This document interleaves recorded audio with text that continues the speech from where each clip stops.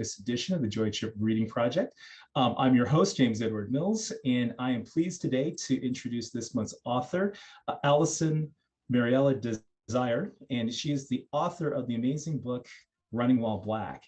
And this discussion is particularly important because it actually falls on the 3rd anniversary, February 23rd, of the death and murder of Ahmaud Arbery. I'd like to take a moment to acknowledge and celebrate his life that was sadly taken from our world far too soon. And I see that Alison just came into the room. Alison, welcome. And I'm going to introduce you in a moment. Before, though, I'm going to also say that today our conversation is also taking place, as it typically does, from Madison, Wisconsin, which is the ancestral homeland of the Ho-Chunk people, a place known for time immemorial as DeJope.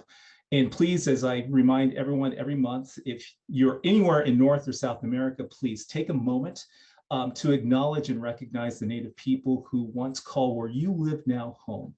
I'd also like to take a moment to thank the Nelson Institute for Environmental Studies and the University of Wisconsin-Madison for their support on this and other online discussions hosted by the DeJope Project, as well as the financial contributions of the Schleck Family Foundation, the National Geographic Society, and the National Park Service, who provide us with a small stipend to pay our guest speakers in each of our discussions. As I always like to say, friends don't let friends work for free.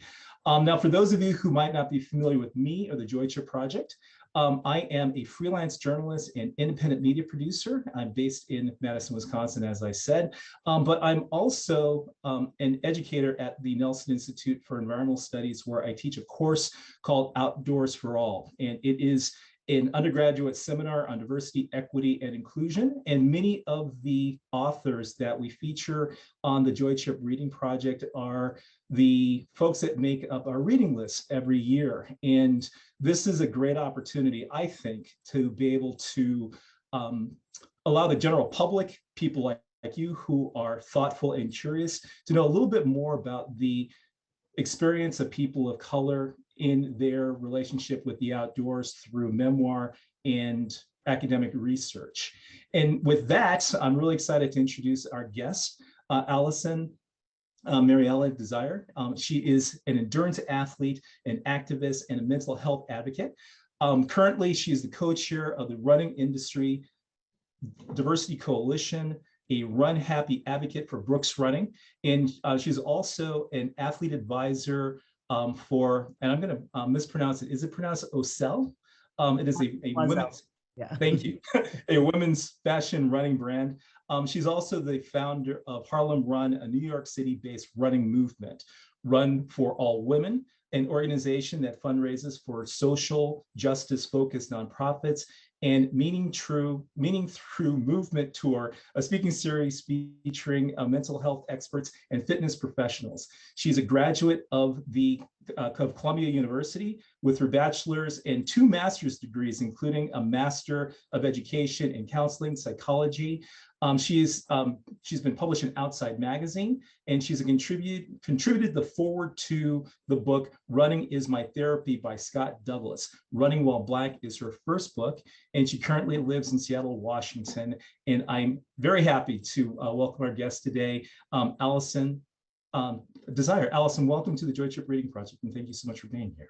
Thank you so much, and I apologize for being late. Zoom was giving me all kinds of issues, so ignore my emails. I sent several crisis emails.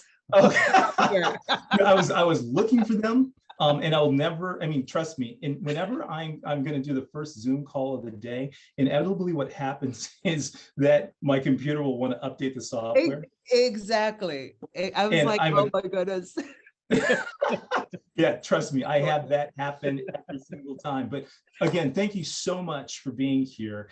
Yeah. And before I get started, I also, as I mentioned before, want to once again acknowledge that today is the 3rd anniversary of the death of Ahmaud Arbery. And while that is not necessarily the primary focus of your book, I know that it is a big part of what brought you to write this story. But before we get started and talk about that part of the discussion, I'm interested to know, now you describe in your book that your pathway to running was initially started from a sense of what I guess I can describe as emotional despair. You describe yourself as being depressed and perhaps even lost. And I'm curious, can you tell us, how did running change all that for you? How did you get started? And when did you realize that you had made a transformation? Yeah, I know we'll get back to that piece about the importance of today, but I'm actually in Atlanta later this evening. I'll be joining Ahmaud's mother family community to run in his honor. But yeah, running for me, running really saved my life. I was a shell of the person that I am today. I spent all of my time in my bed, taking lots of sleeping pills, not because I really wanted to end my life, but I had this idea that if I could just sleep long enough to get to the good part, then I would be okay. So spend most of my time, like I said, in my apartment and just scrolling on social media. And thankfully, one of the people that I saw on social media was a friend of mine who's a Black guy who was training for a marathon. And up until that point, I hadn't seen, regular Black people, and I'm using quotes, regular Black people run marathons. I had only seen, East Africans winning marathons, but of course I didn't identify with that culture, with those people in that way. So to see a regular Black guy running a marathon, not having a typical marathoner's body, right? I was really struck by that. And as runners do, we talk about all the time how much we love running and the lessons that we learn, both and the connection between the mental and physical. And so he was sort of evangelizing me without even knowing it. And I reached out to him and asked some questions, and he made me believe that it'd be possible for me to do it too.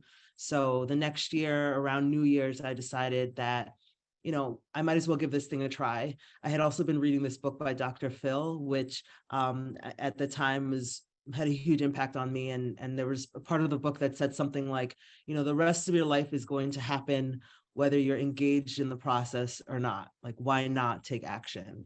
And that really struck me as a sign that I'm the architect of my life. I'm nothing, nobody's going to come in and save me and make things better. So I signed up for that same marathon, and sure enough, it completely transformed my life and let me see, most of all, 2 things. It gave me a sense of control in a world that is completely out of control, right? I knew that there was one thing that I could do, that I could wake up, I could go for a run.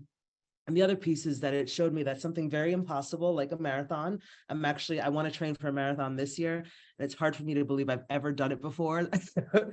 But something so impossible that you could break it up into 16 weeks into smaller pieces and achieve this goal. And that perspective shift is something that I've since applied to so many parts of my life, whether it's finding a job, whether it's tackling another project, whether it's taking care of my son and just trying to get through, summers with him.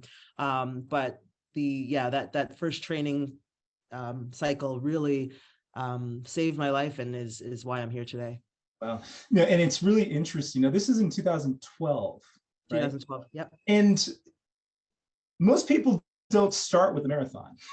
Right. And did it have to be such an audacious goal to start off with, or could it have been a 5K or a 10K or a half marathon or something smaller? What was it about the size and scope of something like a marathon that made you decide that that's what you were going to start with?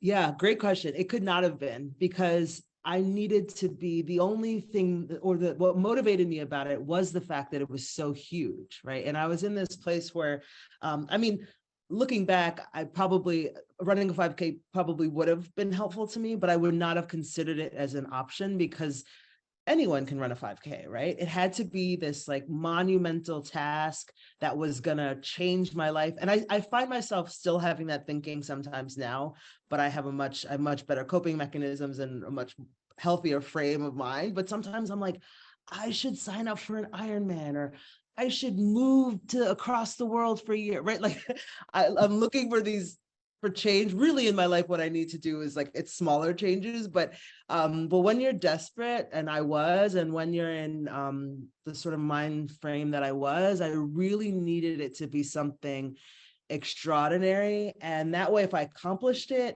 it'd be huge. And if I failed, it also would have been okay, right? Like, because it was something this impossible, some people fail. Right. Well, I mean, and again, I appreciate the scope of your vision because it gave you a lot of room. Right. You know, Exactly. not just the amount of time it takes to run a marathon, the amount of time it takes to even train for a marathon. And like you just said, if you fail, you know, what was that? What's the expression? You know, there's nothing to be ashamed of when you stub your toe on the moon. Exactly. Exactly. You know, I mean, at a certain point, you literally are, you know, creating yourself an environment where you can ultimately be successful. But one of the things that I found interesting in your book was that, you know, once you got into running and you became a runner, there's a particular moment and an incident in your book that, and I'm kind of curious, was there a special moment where you decided that that was illustrative of your belief that you didn't belong, though, as part of the running community? What was it that might have let you know that things weren't as grand as perhaps you might have thought? Yeah, you know, there were little things along the way. And what also is the backdrop of all of this is that I grew up in mostly white spaces. So there was also a tolerance of being in these spaces, right? So just an assumption that whenever I went somewhere, I was going to be one of the only people. Like, that's just how I lived my life. The assumption that I was going to have to either be a small, you know, be a palatable version of myself, or be like the life of the party, right? So that I had to choose one of these performative ways of being. So it was a series of like showing up. And of course, even in this virtual room, I always look around and see how many people of color, how many Black people are in the room, right? So that's what I did when I showed up. And then recognizing the kind of language that people were using, recognizing the humor, recognizing just the coldness of the space. And I don't mean temperature, it was cold, but white and Black people do have different ways of communing with each other and sharing space. So all of those things were indications to me that like this was a place that I would come because there was a benefit to it, right? Which is also what I think about in going to Columbia University. Yes, I was smart, so you would think I'd go to an Ivy League school, but there's so many wonderful schools. But in my head, what I had also been told was that you go to these white spaces so that really you can learn the way of the world because they have the power, right? Like, and this is where I say that we, Black people, we code switch. I say that I'm bilingual, right? I can speak the language of white people, but then I also, speak our language and have our sensibilities. So I sort of lost myself in all that I'm saying there, but that, you know, it was not strange for me to be in a white space. And I just sort of, because of my upbringing, I just knew that I wouldn't find belonging there, but that there were important lessons that I could take there and that I could then bring back to my community as I did with Harlem Run. Got it. You know, and also I think what's interesting too is there was a particular scene in your book that I found really compelling where you're running through predominantly Black New York neighborhood, and you're getting support and encouragement from non-runners. I mean, people who just clearly see that you're living your best life and that you are aspiring to something. But there's a very clear transition when you found yourself in a predominantly white neighborhood. And you got a profound sense of not belonging there, and especially from other runners, which I found interesting. What does that experience tell you about the world of running in general? I mean, I can guess, but what do you think? What does that tell you? Yeah, I mean, this is the running world, just like the actual world, is very segregated, right? Like when I say that to people, sometimes they're like floored and they're like, no. And then I say to them, well, think about your daily life. Like, who are your neighbors? Who do you hang out with? Who's in your Instagram photos? Who is at your wedding, right? Like, who are you getting drinks with? All of those people are probably people who look just like you, because our neighborhoods are segregated still, our school systems are segregated, our access to care, everything is segregated intentionally so, right? So, but for many white people in particular who don't have any racial awareness, this comes as a shock to them despite it being fact. But I love that you brought that up, because how I experience Harlem, the Bronx, Upper Manhattan, is this space where people are seeing me, right? And people are calling out to me, and people are making jokes and encouraging me, and kids are joining me on the run. And then the further downtown you get, all of a sudden that cold air comes in, and you're both hyper visible and invisible. Hyper visible because you're one of the only, but invisible because people don't acknowledge your presence, right? Nobody is giving you the head nod anymore. Nobody cares whether you're there or not. And that is the very real experience of living in a Black body in this country, of living in two worlds. There's our world, the world of warmth and belonging and being seen, and then there's the world of that hyper visibility of, man, something could happen to me because I'm the only one here, and invisibility, I don't matter. Right. And you describe it as invisibility, but they see you. Right. Right. Right. They don't want to see me, but they see me. Right. See, and therein lies the operative point. They see you, and then they start making presumptions. Mm-hmm. And it's so funny because as a person of color myself, having had that exact same experience, it's kind of hard to put it into words. Mm. You really can't say what you think that they're thinking. Right. But right. It's right. It's there, and inevitably they will deny that it's happening. They'll deny that it's there. The one thing that seems really clear to me, though, is that they're wondering why you're there. Mm-hmm. Mm-hmm. And in many cases, they wonder what you're going to do. And I guess really my question for you is, what is it about our presence that makes one think that our intentions are going to be any different? Being there than anyone else. Mm-hmm. Yeah, and this is what in the book I talk about white supremacy, and for many white people, even using that language is very uncomfortable for them, because they think white supremacy is the KKK, white supremacy is people in hoods.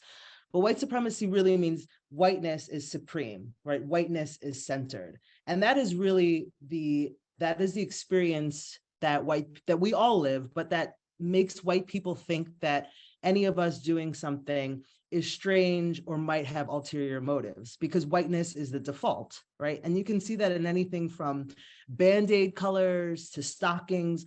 All of those things for most of my life have been referred to as nude, right? So nude is whiteness.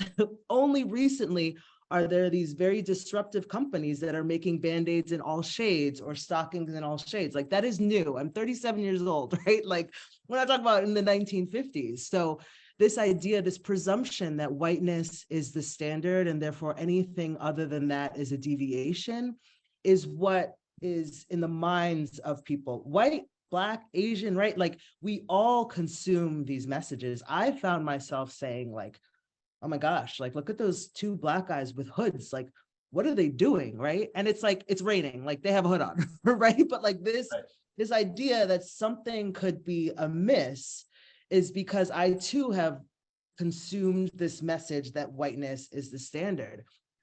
And it's not innocuous, like, it's extremely harmful. It's why Ahmaud Arbery was hunted down, and why at the time, now the law is repealed, but the stand your ground, or I forget exactly the language of that law came from slavery, when white people had the authority to stop and kill an enslaved person who might have been a runaway, because they were seen as out of place, right? So everything, our laws, our education systems, our sense of beauty, everything is informed by whiteness being the center. And I want to say one thing that's really interesting is that demographics are shifting, and by 2050, white people will no longer be the majority. And on the one hand, that signals that perhaps there'll be more room for racial equity and racial diversity.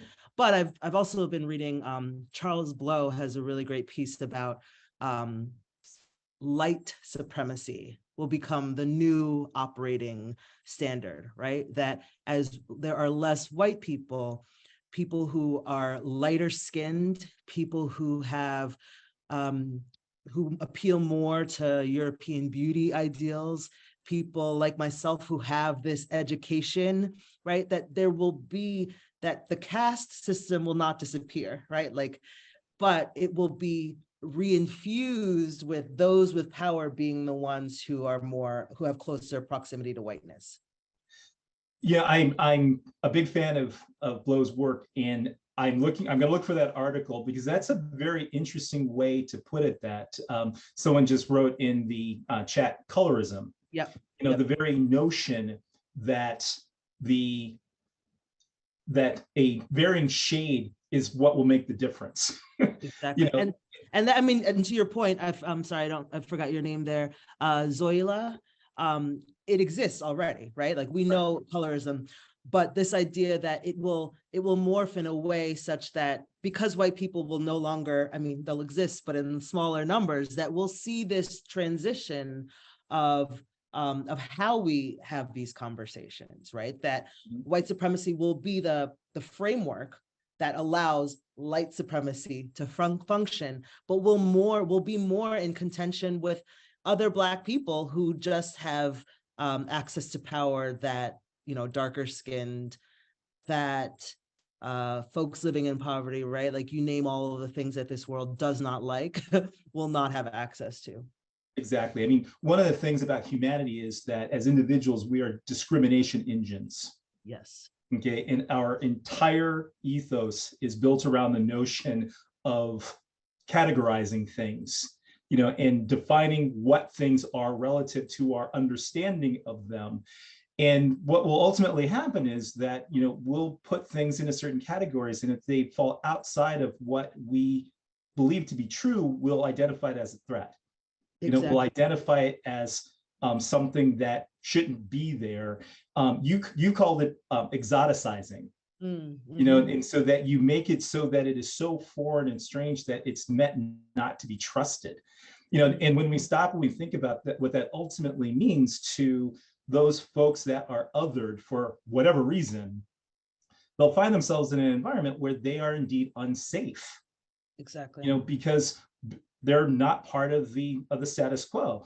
You know, and especially when we start to take a look very specifically at the death of Ahmaud Arbery in 2020, and I think that for a lot of us, I mean, it was a wake-up call. You know, and the general public finally acknowledged that there are profound disparities in terms of how people of color are treated in America today. Now, the deaths of George Floyd and Breonna Taylor were no less tragic, but you know, because Arbery was jogging, I think his death has a particular resonance for runners. Yes. So how is his death different? I mean, what does it tell us about the pitfalls of running while Black? Yeah, you know, I think, sorry, don't forget that question, but I do want to comment on one other Please. thing. You know, this idea that we are discriminatory beings, right? Then we categorize. But what makes that particularly pernicious is that you couple that with a lack of education and intentional projects to miseducate people. Willful ignorance. Exactly, right? Like it's one thing, there's so many things I don't know, obviously, each of us, right? But then when I start to learn about it or I meet those different people, then their experience becomes humanized. And I'm like, oh, okay, like I can understand that this person has different needs, but you know, they're a person. But if you're going to school in Florida or so many other places in the country where, you know, these topics are being removed from the curriculum, or, you know, people who, you know, slavery is described as immigration, right? Like when you were given all of this misinformation, it only perpetuates the project of white supremacy. Absolutely. Yeah. Thank you for clarifying that, because it's that, and I appreciate that you refer to the lack of education. You know, because I mean, these are things that we learn. I mean, we learn our history. We're taught our history. Exactly. And if we are not taught those things, or if we're taught them wrong, or if we're taught them in a way that runs contrary to the truth, you know, we're doomed to make horrible mistakes. You know, and I think one of the reasons why I even started this conversation was that there are nefarious efforts afoot to make it so that this conversation would one day be illegal in schools. Yep. Including the institution that I teach in. And so it's really important that we take the time to very clearly define what is really happening here, and what we need to address specifically is the lack of education, the lack of understanding. And again, one of the things I love most about your book is at the very beginning, you lay out a timeline. Yes. Okay. Yes. Of the history of running and running while Black indeed. And I think that a lot of people will probably be shocked to see some things on that list and that timeline that might make them think things differently. Before I get to the question I originally asked you, I have another question for you. Yeah. What is the single most, or one of the most important things that people should look at when they see that timeline relative to the history of running while Black that they should know? Yeah, so this timeline, I think, is my most important contribution. Like, I love the book, but I hope that this timeline is something that really causes people to think, and that they feel really confronted by, right? That it's something that they can't stop thinking about. And there are two dates that I think are critical, and those two dates are the ones that actually launched this whole project. The first was, I was thinking about the so-called story of how long distance running started, 1963, Bill Bowerman. And so many runners know that story, right? How Bill Bowerman put out the call to folks in Eugene, Oregon, and asked them to meet him at Hayward Field. And I started thinking, I looked at these images and saw all white people, and I started thinking, like, wait a second, like, what were Black people doing in 1963? And I was like, oh, that's right. We were being chased by dogs and sprayed with hoses, and we weren't able to use water fountains, and we couldn't walk in the front door, and we couldn't marry who we wanted. We couldn't vote, right? So, okay, who was Bill Bowerman actually speaking to? And the more I dug in, I learned just how racist Eugene, Oregon was, and that, in fact, it wasn't until 1957 that Black people could even own property in Eugene, Oregon. Therefore, who was living there 6 years later? The second date that struck me was, I always remembered 1896 as being the first modern Olympic Games. That was a date that was like seared in my memory, but also was seared in my memory the 1896 being the Plessy versus Ferguson ruling, which allowed for Jim Crow segregation, right? Which said that separate can be equal. And so I started to think about how these two monumental events, the modern Olympics, which allowed for white people, and really white men, to move their bodies freely and express themselves through movement, while Black people were being told that you can only move in certain spaces. Right. And that just sort of like blew my own mind, thinking about them side by side. And I realized then I needed to tell this fuller story. And Gary Corbett, who is Ted Corbett's son and now a friend of mine, he, of course, wrote me an email and he said, you missed several key dates. Like, on your second edition, you must include this, which I love. So I didn't get everything, but I wanted for sure for people to see the context, and then also what was at stake when people like Ted Corbett and the New York Pioneer Club dared to do what they were doing, right? Like, they were doing it in a space where literally they could be killed. Right. Thank you. Because I'm a big believer in specific moments in time. And we want to talk about Eugene, Oregon, or the entire state of Oregon. Right. I mean, it tried to become the first all-white state in the Union in the 1840s. Yep.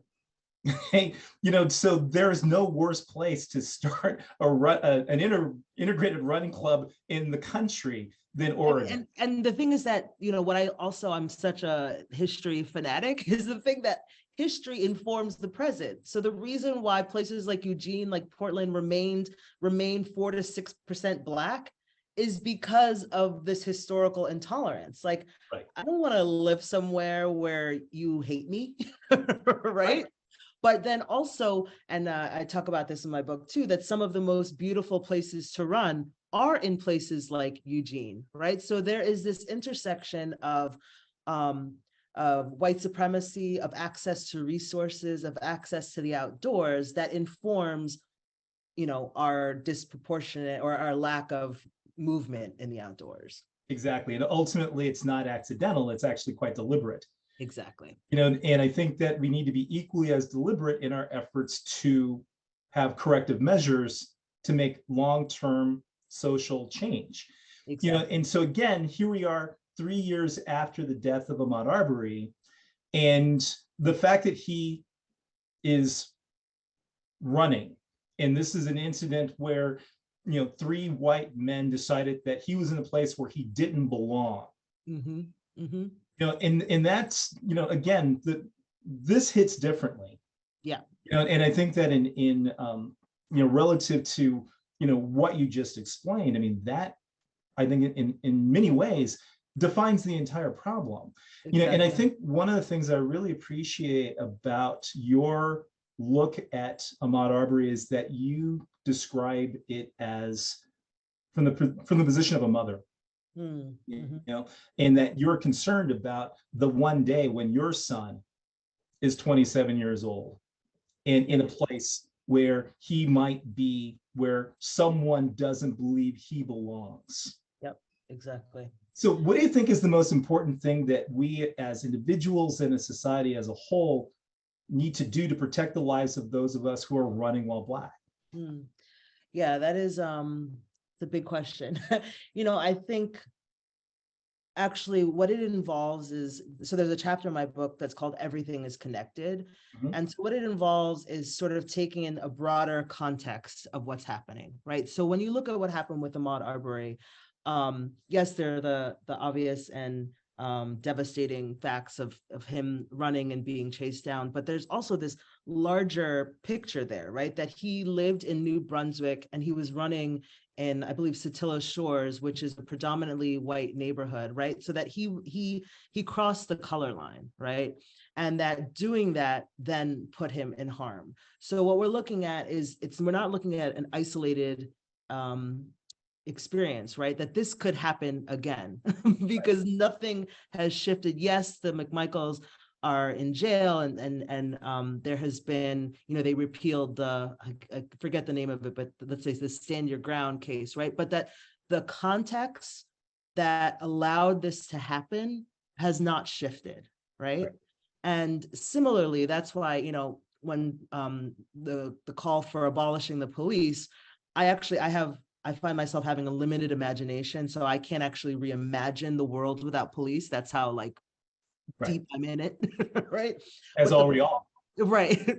But the call to abolish the police is because police, the reason why the police force exists is because of again, going back to runaway slaves and the need for a militia to control Black bodies, right? So when you think about this, the context has not shifted. There's still an armed police force that's rooted in white supremacy. There's still neighborhoods that are highly segregated.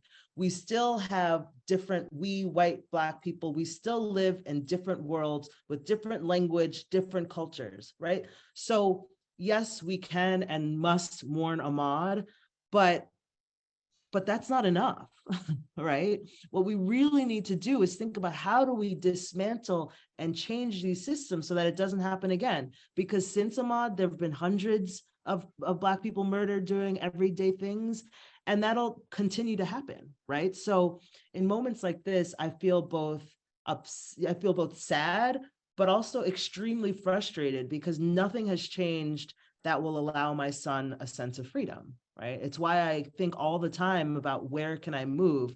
I'm not naive to think that there's anywhere in this world that doesn't actually hate Black people, but might there be a place where there's a different understanding of police, or there's a different understanding of gun violence and gun control, right? But so that's what I think is most important to understand, that running is political, and therefore us as like civically engaged people we have to think about the situation, the microcosm, but then we also have to move back and think broader and think about, well, how do we actually address the systemic issues that created this instance? Now, before I ask my next question, I want to encourage everyone who's on the call to prepare questions of your own. So please put them in the chat and I will select an appropriate question and ask you to ask it in person. A lot has changed, perhaps, in the last 3 years. And I say perhaps, That's a very loaded response because I don't think, as you just said, much has changed at all. But we've really seen a lot of increased representation, which I think is great. I've personally written a lot of articles about the issues of diversity and inclusion. We're seeing a lot more magazine covers. We're seeing feature films. We're seeing all kinds of stuff happening. I'm concerned that a bit of this, if not most of it, is highly performative. And really not as much has changed as we might like to think has. How can we make sure that the changes that we are seeing now not only last, but can be made to be sustainable long term? Yeah, I think so. I agree to your point that, representation is critical, right? Like if I hadn't seen this Black guy training for a marathon, I might not even be on this earth today. So I don't want to discount the importance of that, but I do want to say that it is the low-hanging fruit. It is the easiest of all things to do. And what I see is that there are companies who, based on their marketing and their language, they seem to be doing everything right, but their entire staff is white. Right. And what I say, I do a lot of conversations with companies. And what I say is this quotation from I forget her name, but she has a position at Citibank corporate. She says, if your organization is still built like a plantation with the power in the hands of white people at the top, then you're doing it wrong. And that's what we see. Whenever they're hiring people in director levels or below. The C-suite is not changing. The board is not changing. The way that power is allocated is not changing, right? That's one piece of it. The other piece of it is that also a Black person as a CEO doesn't necessarily shift the paradigm, right? Like, and this is a little tangential, but I see people who are celebrating Rihanna being a billionaire, and it's like billionaires are bad, period. White, Black, Asian, somebody being a billionaire means that there's a whole lot of people who are being taken advantage of, right? A whole lot of people who could actually make use of the resources that Rihanna is hoarding, okay? So I think that's also an important piece of understanding that it's not just about getting a person in that position, it's about making sure that the person in that position prioritizes racial equity. So I think that what consumers can do, if we're talking about companies, is really ask for accountability and transparency on whatever the statements might have been made, or on changes happening internally. And I think about this work really as being intersectional. So a lot of times I speak to companies or organizations that are very concerned with sustainability and climate justice. And I make them aware that, do you realize that climate justice is also racial justice? Right? Because you realize that the people who suffer most in climate catastrophes are also the people who have the least access to resources, which in this, well, around the world is people of color, Black people and other people of color, right? Like, so I think making it clear that we cannot tackle issues in a singular way anymore. Like companies that have these, I remember talking to companies that felt like they were really doing something regarding LGBTQIA rights. And then all the people were white, right? I'm like, how did you miss? And they're like, oh, but then we also have this initiative for Black people. And I'm like, do you realize that Black people are also gay? Like, am I breaking news to you? Right? Like, we must approach this from an intersectional understanding in order to actually make progress. See, and that to me is the thing that seems to be missing in all this. Yeah, and that's what gives me pause and really makes me concerned, because if we're not realistic about the problem as a whole, we're not going to come up with substantive solutions long term. Exactly. And so, yes, we can have a Black CEO of an organization. We can have a Black athlete on the cover of a magazine. But those are just single incidents. I had a young man at a conference tell me that he doesn't want to be the exception. He wants to be the rule. Exactly. And that was one of the simplest, most beautiful things I had ever heard a young person say, because, we have a society that's based on exceptionalism. Exactly. We hold people up to a pedestal and say, look what they've accomplished. You should do that too. But when you think about all the stuff that had to happen to make it possible for that one person to get where they were, wouldn't it be better if you created an environment where everybody could have that? And that's the thing that seems to be missing. And I think I'm so glad you said that, because I think so much about how I learned American history. And this idea of American exceptionalism is literally like how we tell our story in the United States, right? As if we were imbued by the creator with these special characteristics that meant that we should expand West. And I remember hearing about like expanding West, not committing genocide of all the people who were there, right? Just that like God was giving us the power and the know-how to continue our exceptionalism West, right? So this idea is very much ingrained in how we Americans see our position globally in the world, as if we're like this special kind of people.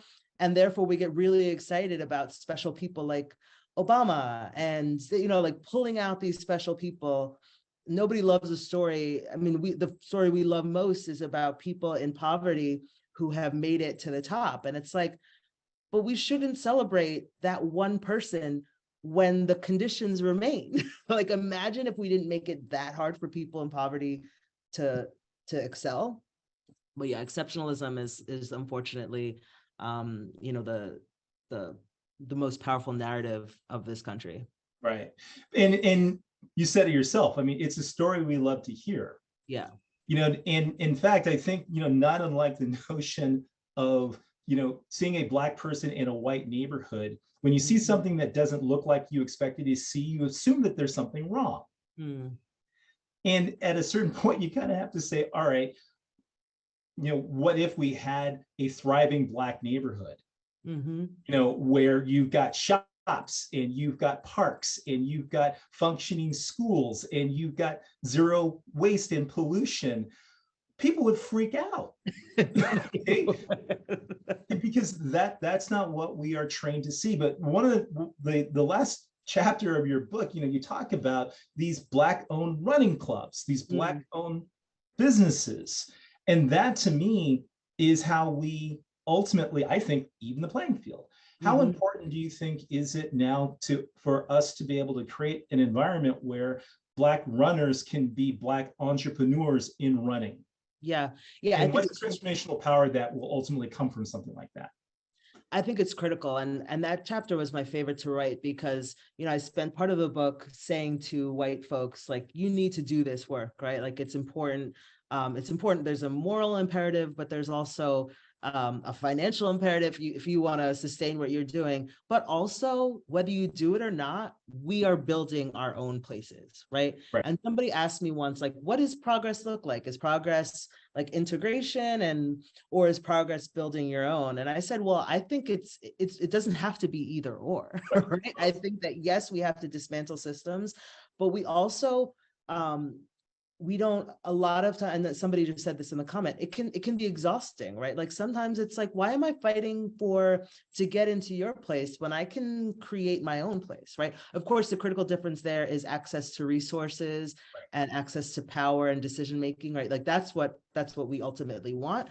But I am so encouraged by all of the ways that we Black people are reclaiming our space, building our own companies, our own communities, and recognizing that validation doesn't come from occupying white spaces. And that is what I grew up thinking, and that's the prevailing message in this country, that you want to get into those white spaces, and that means that you made it. And it's like, actually, no, we can like decolonize our thinking and create our own spaces for ourselves. Yeah, and I love that this conversation, started about running, but now we're talking about entrepreneurism.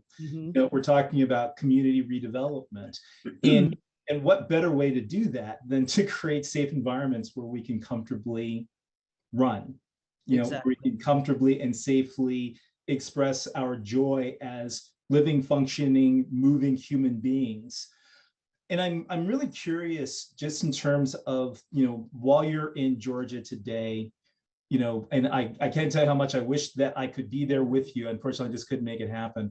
But I'm curious to know, I mean, what's your conversation with Ahmaud Arbery's mother and his family going to be like? I mean, what is that whole paradigm going to unfold for you? What do you think it's going to be like? Yeah, so I'll be meeting the family tonight, and tomorrow I'll be in conversation with Wanda Arbery for an event between the Ahmaud Arbery Foundation and the Atlanta Track Club. And I find myself actually really struggling to know what to ask and how to have the conversation, because I mean, I'll certainly bring in my experience, but there's a piece of me that's still like, I personally am at a place of not understanding how you go on as a mother, right? So I don't want to impose that on her to trap her in this like deeply emotional conversation, because she doesn't owe me that, she doesn't owe anybody that, right? There's a piece of me that also recognizes how difficult it must be for your child, like, I think about my son who's so precious to me, to all of a sudden meaning so many things to different people because he was murdered, right? Like, it's not because he accomplished something, it's because he was taken from me that he now then like holds this meaning for other people. Like, that's hard, right? So anyway, I'm finding it difficult, I don't know, on the spot. I have questions, and I do want to make sure that there's that people leave feeling empowered, that this organization, the goal of the Ahmaud Arbery Foundation is to create safe spaces for Black boys, particularly in running, in movement spaces, but also a place for Black boys to get access to mental health resources, because Ahmaud Arbery did have, he was diagnosed with a mental illness, a few years before his death. So I find it really difficult, because I don't want to take her to a place that we don't deserve to know anything about. Right. And I want to make sure that she feels, if the goal is about the Ahmaud Arbery Foundation and the work that they'll be doing, that's where the questions stay, and that she's able to use the time to talk about Ahmaud's legacy. Well, and it's tragic that you put it in those terms, in the sense that we remember him not for what he did, but what happened to him. Exactly. And if we can use that as an opportunity to make sure that doesn't happen to anybody ever again. Yep. I guess I want to expand on my original question from a moment ago in terms of what can we do? Because truthfully, I think that there is a whole conversation around community reinvestment. I mean, we're finally having a very real conversation about reparations. Yeah. And to me, reparations isn't me as a person of color getting a check. Right. Those reparations ultimately come in the forms of community reinvestment. Exactly. It comes in the form of funding our schools. It comes in the form of more conscientious policing. And it just in the sense of not law enforcement, but law enhancement, perhaps. I mean, to be able to put it into context of what we can do differently. From a running perspective, and if we're taking a look at the running industry in general, what's the best thing that companies, media organizations, athletes, running their first marathon or going on a long distance ultra run, how can we create those safe spaces so that what happened to Ahmaud Arbery 3 years ago today will never happen again? Yeah, I think I think those things are related, right? Like what the running industry, and then the greater, like when you talk about reinvestment, right? Like that is ultimately what needs to happen. And let me be a little more clear. So yes, people who are runners, but that is one of our many identities, right? Like we are also people who live in communities. We're also people who are business owners. We're also people, right? So we're not, running likes to think of itself as separate, as not political, as somehow this space that's removed from the rest of society, but it's not, right? Like running takes place on streets, in neighborhoods. Therefore, as runners, I think the most important thing for us to do is to be civically engaged, right? And this happens at community levels, which is even more important because those are the communities that we're running in, right? So there are a lot of ways that, for example, zoning is used to perpetuate inequity. and to perpetuate white neighborhoods, right? So things like, and it's so funny, like I see neighborhoods that have like Black Lives Matter signs, but those are also the neighborhoods that will vote against multifamily houses, right? And it's like, do you see how you are inconsistent in your logic, right? Not that the only people buying multifamily houses are Black people, but we know that there's a connection between people of low socioeconomic status or lower, the people who haven't had access to intergenerational wealth are therefore more likely to buy in this multifamily home, right? So what you're saying is Black Lives Matter, except you just don't want those Black people to live near you, right? So I think runners should be really invested in their local communities and thinking about these issues and voting on them and holding their politicians accountable so that you can address things like zoning, you can address things like access, tree cover, right? If you look at low-income neighborhoods, these are neighborhoods that often have temperatures that are 15 to 20 degrees warmer than places that have good canopy tree coverage, right? So thinking about that community might be a mile away, but that still might be in your voting district, right? So thinking about what are ways you can get involved. And then beyond that, I think, again, as consumers of these companies, right? And I don't know if anybody here represents a company, but I'm assuming that like we're all from the consumer, like the buying side, but we can demand accountability, right? Like there are organizations like the Running Industry Diversity Coalition that annually publish reports around how companies are doing in relation to their racial equity promises, right? And so when a company's not meeting that, then if that's important to you, then don't buy there. You know what I mean? And I think that